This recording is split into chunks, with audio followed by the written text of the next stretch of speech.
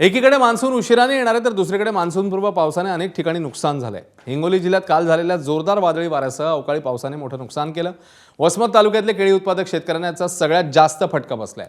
काढणीला आलेल्या केळीच्या बागा जमीनदोस्त झाल्या, त्यामुळे शेतकरी हवालदिल झालाय। वसमत तालुक्यातल्या बागलपारडी, सोमठाणा, गिरगाव दाभाडी, पेडगाव आणि सालापूर या गावांच्या शिवारात मोठ्या प्रमाणात केळीच्या बागांचं नुकसान झालंय।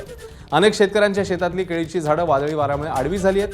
काही ठिकाणी संपूर्ण बागच उद्ध्वस्त झाल्याचं पाहायला मिळतंय।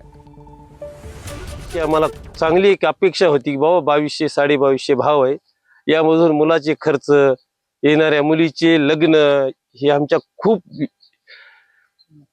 खूप इच्छा होत्या। आज आमचं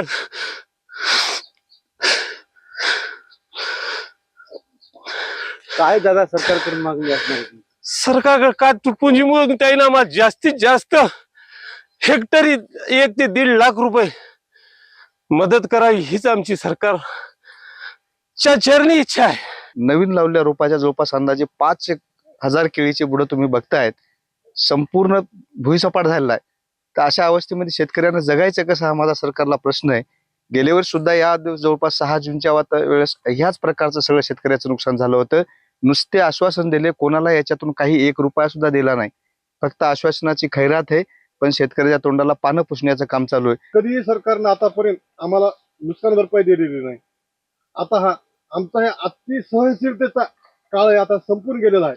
आणि शासनाने जर दखल नाही घेतली, ज्या गोष्टीची शासनाने जर दखल नाही घेतली, तर आम्हालाही रस्त्यावर उतरावं लागेल। आम्हालाही आम्ही फाशी घेण्यापेक्षा आम्ही बी सरकारची फाशी घेऊ। एबीपी माझा, उघडा डोळे बघा नीट।